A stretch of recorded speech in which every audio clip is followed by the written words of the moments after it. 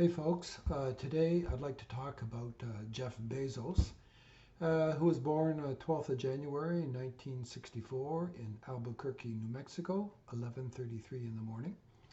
Now, long before the coronavirus epidemic uh, shuttered the malls of America and made everybody order things online and thereby catapulted Jeff Bezos' earnings into the stratosphere, he was already a pretty wealthy man.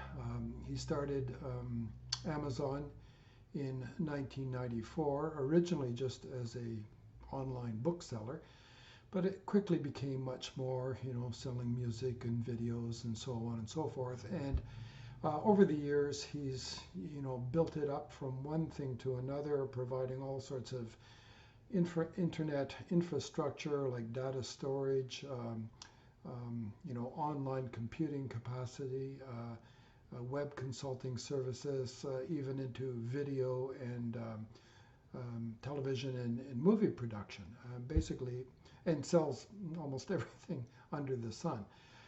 So he's become a literal multi-billionaire, especially in the last couple of years. Now, he has a remarkable chart that I'd like to get to in a minute. Um, Today's talk, it's really going to hinge upon some very remarkable yogas. And I talk a lot about yogas because there's kind of a trinity, a holy trinity of analysis that we ought to do in terms of understanding horoscopes. And those revolve around three, forms of analytics. What we call yoga vichara, which is the analysis of yogas in the chart.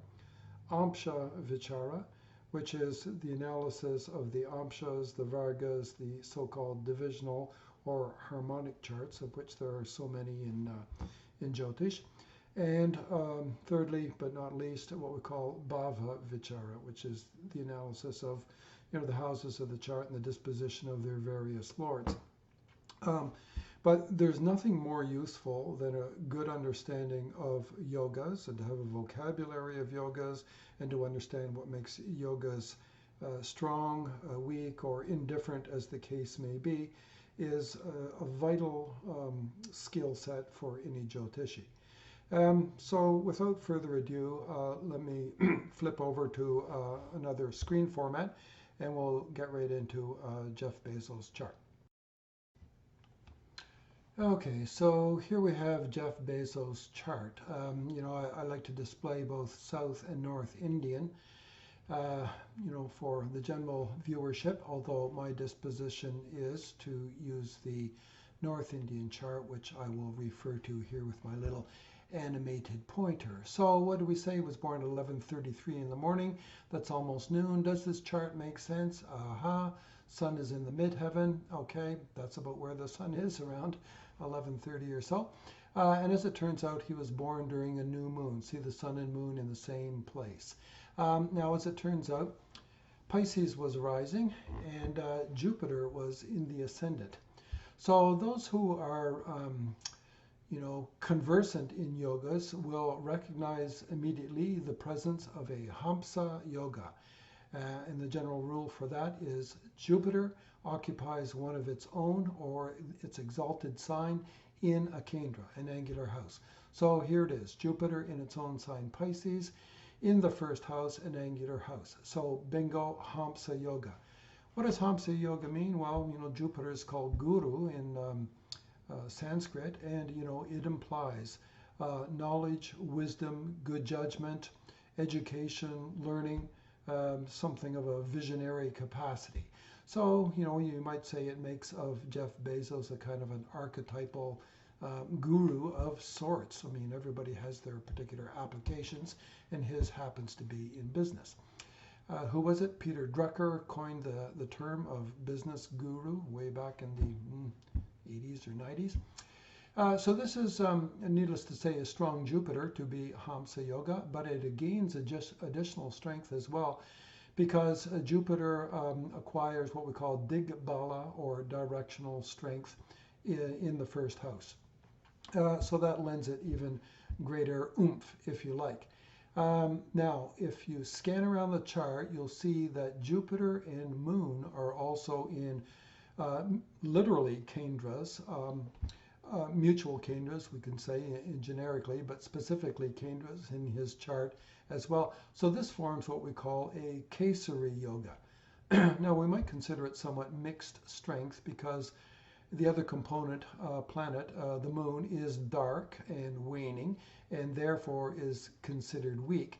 But nonetheless, this is a bona fide Kesari Yoga, and its strength resides quite literally on the shoulders of this very powerful Jupiter. Now, what is a Kesari Yoga? Um, you know, Colloquially, we might refer to as somebody who's a bit of a schmoozer, somebody who's able to meet and greet and mix and mingle. It's a very useful quality for someone who's in the business of sales, marketing, teaching, and consulting. It allows the individual to make a good pitch, gain the confidence of whomever they're working with, which is, a vital quality for people trying to sell things to people or educate them. So this Kesari Yoga is pretty vibrant as well too. And then Jupiter is the jewel in that particular yoga. So Jupiter is quite powerful, participating in Hamsa Yoga all on its own and as a co-participant, but a powerful one in Kesari Yoga. So far, so good. Now, Bezos was a national merit scholar in high school. He was valedictorian. When he gave his graduation speech, he talked about, someday America colonizing, the planets, starting with Mars, of course. And it was always his dream to go into space. And later, his company, I've forgotten the name of it now, Blue something or other, is, getting involved in that very business. Now, he went on to Princeton, where he graduated summa cum laude in his class, which means at least the top 5% and sometimes better. So he was certainly a scholar, a very well-educated fellow. After Princeton, he went to Wall Street and he worked in a number of internet and financial startups, and he excelled and he became a vice president in a financial consultancy by the age of 30. So by his Saturn return, he was already very well established. Anyway, in 1994, he got the idea of starting his own company, and that was Amazon. Now, aside from history, let's go back to the charts, the chart. So, enormous wealth. Where does that reside in the chart? Well, I'll get to that in just a minute. Let's exhaust some of the other fine yogas that he has going on. If you look through a chart, you should always look for clusters of planets, and among those clusters, look to see if they own any of these auspicious houses. So we're looking for, in the Dharma-Karma Adhipati yogas, we are looking for fruitful combinations of Kendra lords and trinal lords. So, for dual sign rising, Jupiter and Mercury will both be Kendra lords. Now, Jupiter is alone by itself doing its good work as a Hamsa yoga and participating in the Kesari yoga. But here in the 10th house, we have Mercury, which is Lord of the 4th and the 7th. So it's a dual Kendra Lord. We check then, it's associated with Sun and Moon, the only planets with which it's associated. The Sun owns the 6th house. That's not going to do us any good. But the Moon, owns the 5th house. The 5th is a Kendra. And immediately you get in this Moon-Mercury pair two Dharma-Karma Adhipati yogas, where the Moon forms once, the 5th Lord Moon forms once with Mercury, the 4th Lord, and again with Mercury, the 7th Lord. We can count Mercury twice because it owns two Kendras. Now, this one, the Lord of the 4th and the 5th, Mercury and the Moon, respectively, is a true Raja Yoga. So this Moon-Mercury combination is very fruitful. It forms two Dharma-Karma Adhipati yogas, and one of those is a Raja Yoga, which is highly esteemed. In terms of what? In terms of being able to bring to the table a certain amount of effort and industry, coupled with a certain degree of good fortune or luck. The Kendras represent the effort, and the Trichonas or trines represent the good fortunes. So this Moon-Mercury combination generates these two Dharma-Karma Adhipati yogas. Again, we can assess their strength. Again, we'll notice that Moon is the kind of dark horse in this pair because it's dark and waning, quite literally. So it's somewhat weak, but Mercury is robust. Why? Because Mercury is retrograde. It's closer to Earth than at any other time in its orbital cycle. Therefore, it appears brighter. And that's the reason for retrograde planets being more highly valued. So this is a weak moon, but a strong Mercury. And so on the strength of that, we have a fairly robust pair of Dharma-Karma Adhipati yogas. Now, I said we're going to get to the money momentarily, and now is the time for that. So now we're looking for Dhana yogas. The formula is similar to that which we pursue in looking for Dharma-Karma Adhipati yogas, but now in Dhana yogas, the classic thing to do is look for a money lord. And what do we mean by a money lord? Well, the Dhana houses, the Dhana Bhava, are house 2 and house 11. House 2 is, basically net worth, money in the bank. House 11 is the resources that are spun off as a result of 10th house activity in the world. So in this case, it's Aries in the second, Saturn in the 11th. So ruling the 11th, I'm sorry. So those are the two key planets, Mars and Saturn. They are the money lords. Okay, so that's one side of the equation. On the other side of the equation, we are looking for them to partner with a trinal lord. Because if we can combine money with good fortune, we will generate a Dhana yoga. So we have a look here. First house is Jupiter. Jupiter is the lord, no connection to Mars, Saturn. Moon is the fifth lord, the other trinal lord, no connection to Mars or Saturn. The ninth house is the third trinal house, and its lord is Mars. And bingo, we've got something. Now we have Mars, lord of the ninth, a trinal lord, combines with Saturn, one of the money lords. See, Mars can't combine with itself as second lord. Second and ninth don't combine. They're the same planet. But ninth lord Mars can combine with 11th lord Saturn. And here they are together in the 11th house. Kaboom! This is powerful. And how powerful is it? Remember what I did with the earlier yogas, Kesari and the Dharma-Karma Adhipati yogas? I said, let's look at each of the planets and judge whether they be strong, weak, or ordinary. Now, in the case of these two, look what's going on. Saturn, the 11th lord, is in its own sign, Capricorn. So it's strong. Mars, on the other hand, is in its exalted sign, Capricorn. So it too is strong. So both planets in this Dhana yoga are very strong. Now, these two, Mars and Saturn, they could form Dhana yoga in any house of this chart. They could have been in the 5th, they could have been in the 7th, they could have been in the 8th, they could have been in the 12th, because they own the appropriate houses, 9th and 11th respectively. Therefore, they could be anywhere. But the beauty of this configuration is they also join up, pair up in what is itself a Dhana Bhava. So the Mars-Saturn conjunction occurring in the 11th house is like bonus points for this Dhana yoga, and it's extremely robust. It's elevated in the 11th house, the very house of money and all. It's just terrific. And this is the source of his significant wealth.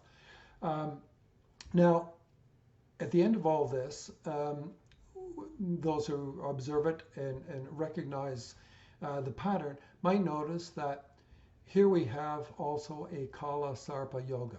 Now, Kala Sarpa yoga occurs when you've got Rahu, Ketu, which they always do, the nodal axis are polar opposites to each other.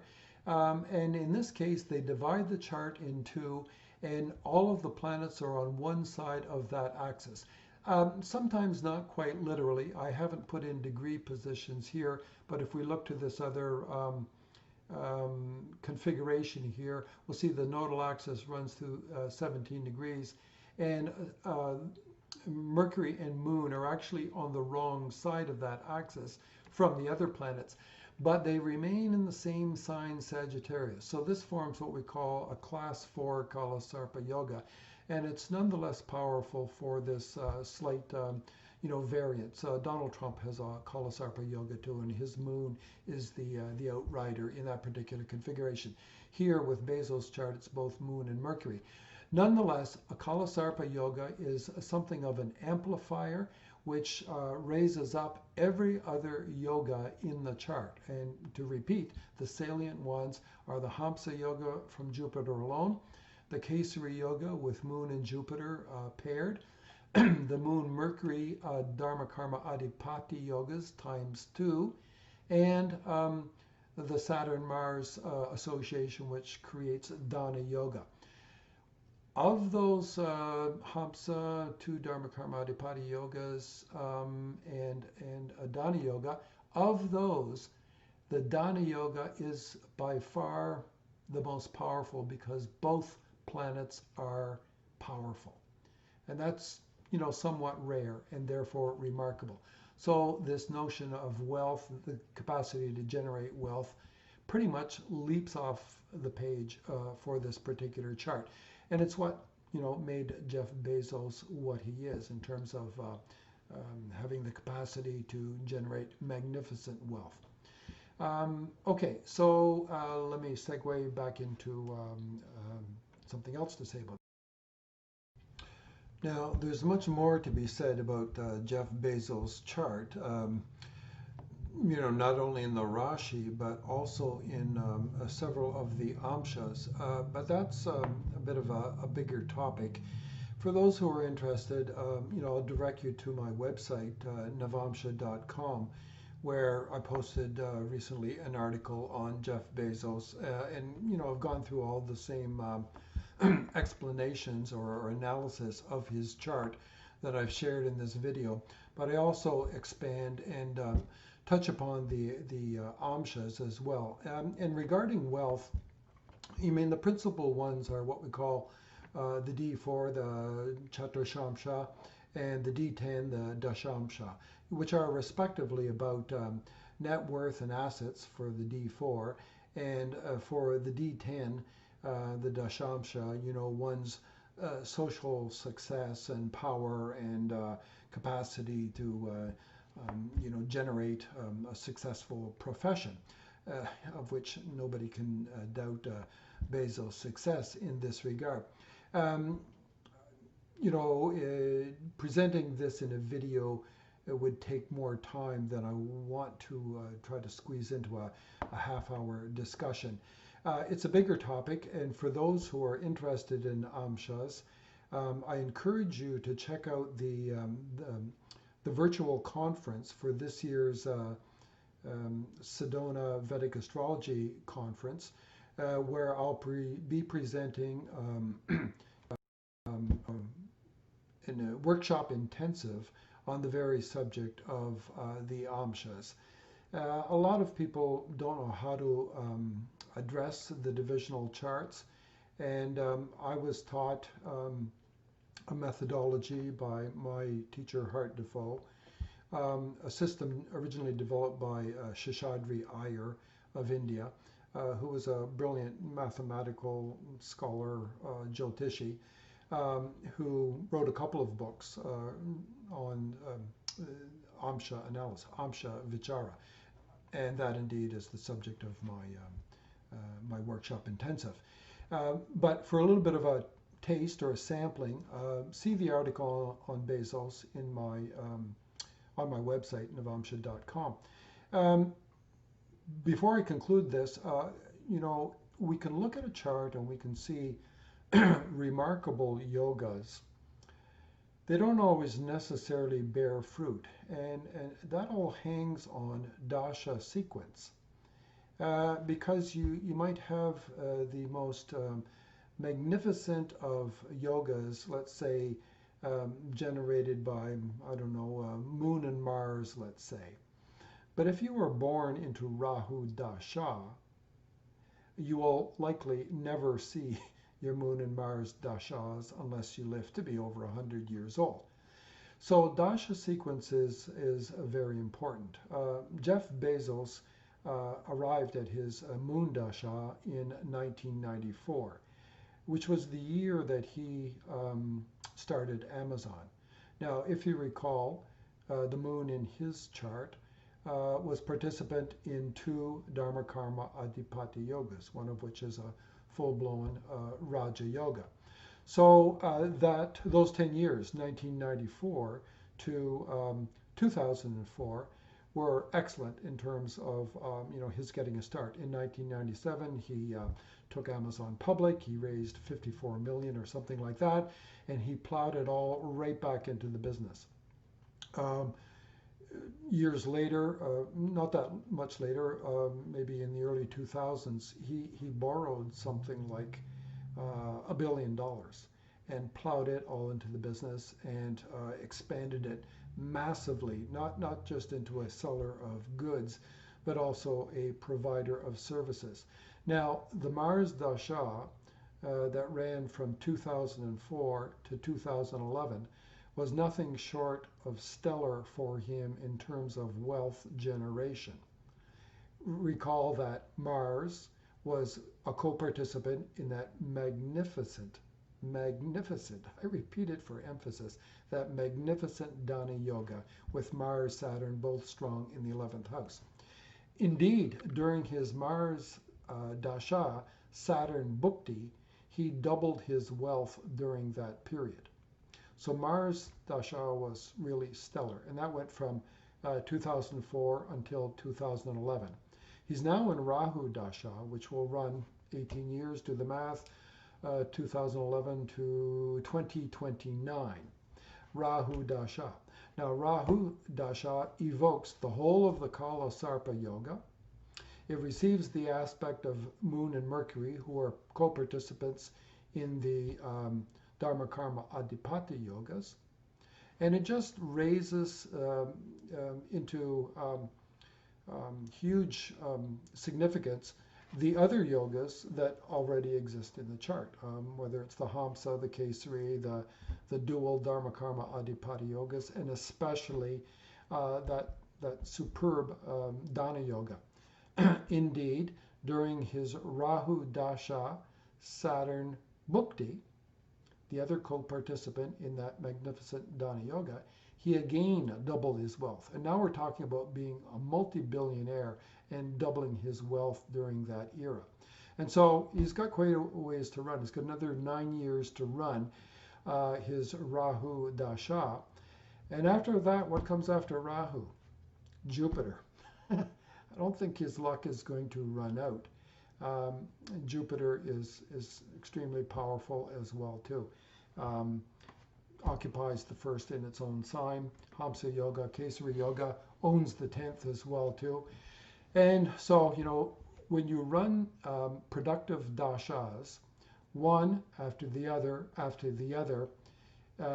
what gets created is a kind of conditioning by dasha, such that even a difficult dasha somewhere down the road, well, what's that going to be? It's not going to be Saturn dasha, because it too is a co-participant in that magnificent Dhana yoga. Where can we look for trouble? Mercury, maybe? And this is so far down the road, it ain't going to matter, because he's had this magnificent sequence of dashas in his life, where each of the dasha lords has been a participant in a significant yoga. And there's the beauty of the Vimshottari Dasha system coupled with yogas.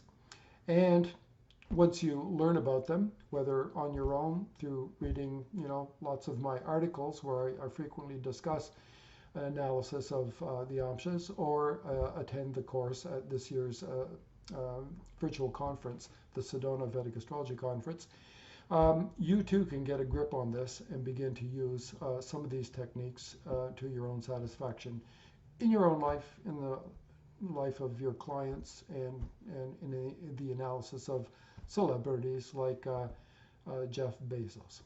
Okay, hope this has been interesting for you. Stay tuned for more. Please subscribe to my channel. I'll be doing more and more of this.